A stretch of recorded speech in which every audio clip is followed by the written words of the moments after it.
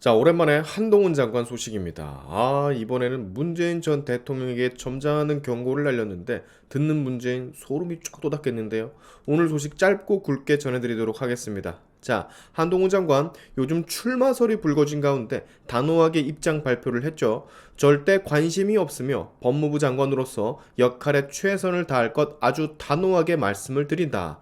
당 대표 차출설이 나온다는 말에는 그 누구도 제게 그런 말을 하신 적이 없고 여지껏 법무부 장관으로서 할 일을 부족하지만 최선을 다해 해왔다. 앞으로도 그럴 생각밖에 없다. 중요할 할 일이 많고 아직 많이 부족하다고 생각한다. 라는 입장을 밝혔어요. 그리고 오늘의 포인트.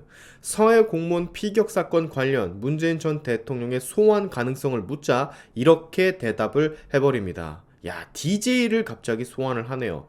헌법과 법률을 초월하는 의미의 통치 행위는 민주국가에 존재하지 않는다. 문재인 전 대통령은 대북 송금 특검 당시에 민정수석이었다. 그때 그는 이렇게 말을 했었다. 김대중 전 대통령이 대북 송금에 관여한 것이 드러난다면 유감스럽지만 책임을 져야 한다라고.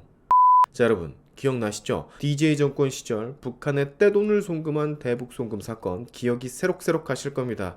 노무현 정권 시절에 이 특검을 진행을 했었잖아요. 이 특검을 초반에 노무현 대통령이 거부권 행사를 안 한 탓에 그리고 문재인의 저 발언 등을 이유로 한몸이었던 좌측 진영, 즉 DJ계와 친노 사이가 틀어지는 계기가 돼버립니다. DJ 계열들은 생각을 했을 거 아닙니까? 당연히 대통령이 노무현이니까 거부권 행사를 하겠지라고. 근데 대통령의 초측근인 당시 민정수석 문재인이 저런 발언을 김대중 전 대통령이 대북 송금 사건에 관여한 것이 드러난다면 유감스럽지만 책임을 져야 한다. 이렇게 말을 할 줄은 몰랐겠죠. 아무튼 이 사건으로 여러분 DJ 시절의 당시 핵심 인사 박지원 비서실장이 실형을 선고받았었죠. 아마 3년 정도인가 복역을 하다가 특별 사면받은 걸로 알고 있는데 이 사건으로 그 유명한 대북 송금 사건 관련된 현대그룹 정몽원 회장이 현대개동사옥에서 투신하는 사건이 발생하기도 했죠. 그때 진짜 충격적이었습니다. 자, 아무튼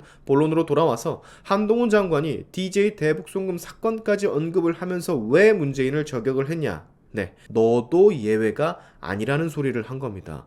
법 앞에서 그 누구도 예외일 수 없다는 걸 공언한 거죠. 어떻게? 문재인이 과거에 했던 말을 그대로 따라하면서. 뭐 이런 거지. 문재인 너도 예전에 김대중 대북 송금 만약에 관여가 되어 있다면 유감스럽지만 책임을 져야 한다라고 하지 않았냐? 이번에도 똑같다. 만약에 서해 공무원 사건이나 북한어민 강제 북송 사건에 너가 연루가 되어 있다면 너 역시 책임을 지어야 할 것이다. 이런 겁니다. 너가 말했잖아. 이런 건 책임을 져야 한다고. 대충 이런 거거든요. 야, 진짜 똑똑합니다. 나는 사실 문재인이 했던 저 말 기억 속에 없거든요. 저런 말을 한 줄도 몰랐어. 근데 저걸 약 20여 년 전에 문재인의 발언을 꺼내서 문재인 본인을 저격을 하다니. 이렇게 돼버리면 여러분 문재인은 바보가 되는 거거든요. 여태까지 그 서해 공무원 사건인가 뭐 북한어민 사건인가 서면조사 통보 간 것도 불쾌하다면서 내치고 예의가 아니니 뭐니 개 쌉소리 했잖아요. 이번에 북한어민 강제 북송건 서훈 전 안보실장 구속되기 전에도 마치 으름장을 놓는 것처럼 더 이상 선을 넘지 않기를 바란다면서 나름 예방 조치를 취하는 거 다들 보셨죠? 근데 그게 한동훈에게 통할 리가 있나? 당연히 안 통하지. 여러분 아직까지요 감이 안 오시는 분이 있으실 것 같아서 설명을 좀 해드리면 이 윤석열 정부는 말이죠. 이 정부의 성격, 죄가 있다면 그에 마땅한 처벌을 받아야만 한다. 그 누구도 예외 없이. 법과 원칙은 그 무엇보다 우선시 되어야 한다. 고로 법을 어기거나 불법을 자행하거나 죄가 있다면 너는 처벌을 받아라. 이거거든요. 여야 구분 없이 불법을 저질렀으면 죄값을 받아야 한다. 이게 윤석열 정부의 기본 베이스라고. 근데 전 대통령이라고 예외일까? 아니죠. 절대 아니죠. 검찰총장 출신 대통령이면 이런 거 다 예상을 했었어야지. 여러분들도 다 바랬던 거지 않습니까? 그저 비리, 악 처단을 해달라고. 나쁜 사람들 잡아다가 처벌을 받게 해달라고. 그래서 윤석열 정부를 여러분들이 출범시킨 거 아닙니까? 그렇죠. 저는 정말 이 정부를 그런 이유에서 택했던 거거든요. 5년간 썩어 빠진 모든 것들을 싹 다 도려내달라고. 그래서 윤석열 정부를 택한 거거든. 근데 그런 저조차도 예상을 못했던 거 하나. 바로 한동훈이라는 사람을 법무부 장관에 바로 안 치는 거. 야, 이건 저도 예상을 못했었습니다. 그리고 예상을 못해서 그런 건지 이 법무부 장관 자리에 앉은 한동훈이라는 사람 진짜 말 한마디 한마디가 다 예상 바뀌고 주옥입니다. 정말 한동훈 장관은 진짜 너무 똑부러지는 것 같아요. 어떻게 상대방을 제압해야 하는지 진짜 다 알고 있는 것 같습니다. 논리로 반박할 건덕지가 없어요. 왜?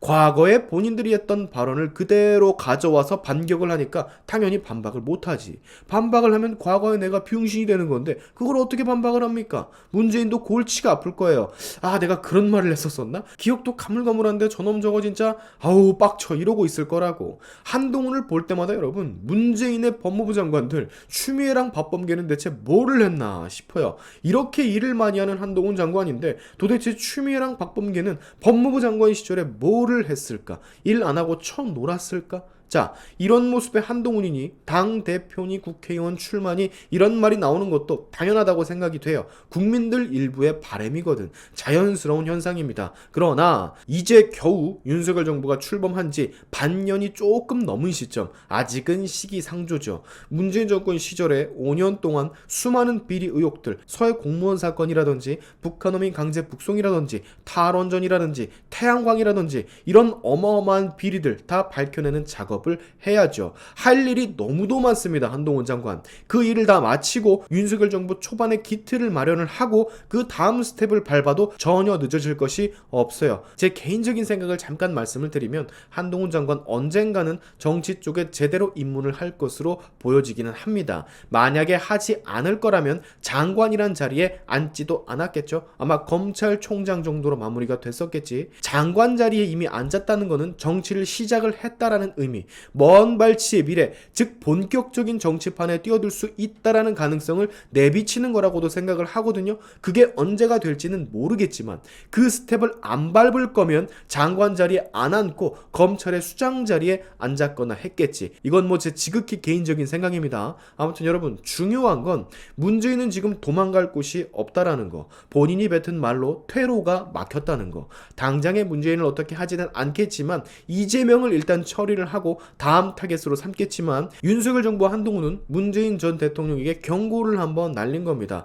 너 역시 법 앞에선 평등할 뿐이라고. 기대가 됩니다. 이제 겨우 윤석열 정부 6개월 갓 지났는데 앞으로 4년 6개월 남았거든요. 이 엄청나게 긴 시간 끝에도 과연 이재명과 문재인이 건재할까? 그 많은 죄를 짓고도 법과 원칙을 최우선시하는 이번 정부에서 그들이 살아남을 수 있을까? 저는 아니라고 봅니다. 여러분의 생각은 어떠십니까? 오늘의 샤인튜브 여기까지 하겠습니다. 여러분의 영상 공유는 세상을 밝히는 힘이 되니까 꼭 공유 부탁드리면서 지금까지 제 영상이 좋으셨다면 구독과 좋아요 그리고 알림 설정까지 꼭 한 번씩 눌러주시면 감사하겠습니다. 다음에 봅시다.